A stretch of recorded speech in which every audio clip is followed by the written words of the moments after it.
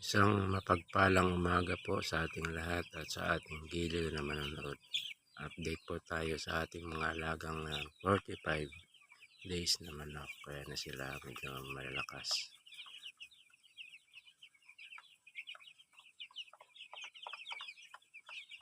Ang patuka natin siguro after 2 days maghahalo na tayo ng tigra 2,000. Yan kasi yung tigra 1,000 pa lang yan. Medyo nihingal na sila kasi may init. May iba nag-ukay na sa ipa kasi naghahanap na ng lamig sa katawan. May init na kasi may init yung feed sa katawan. Tapos may init pa yung ipa. Dagdagan pa ng mainit na panahon kaya yan. Yan minsan ang problema ng mga nag-aalaga sa backyard. Ang facilities natin ay gawa-gawa lang natin.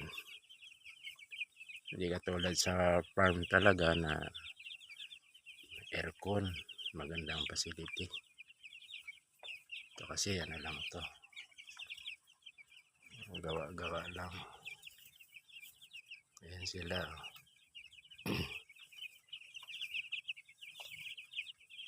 Ayos naman ang progreso, sana magtuloy-tuloy, huwag silang magkasakit. Kailangan talaga maganda ang brooding natin para dala kasi lang sa paglaki yung sa brooding stage nila.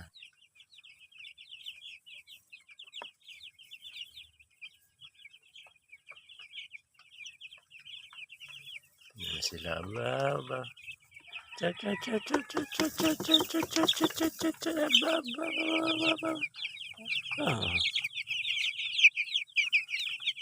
Yan ang kanilang ano, ang kanilang mayor dito sa kanilang selda.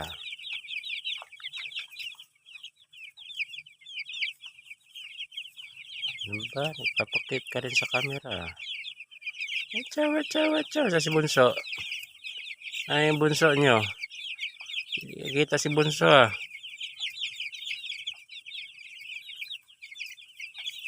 Bunso. Tulog ng tulog.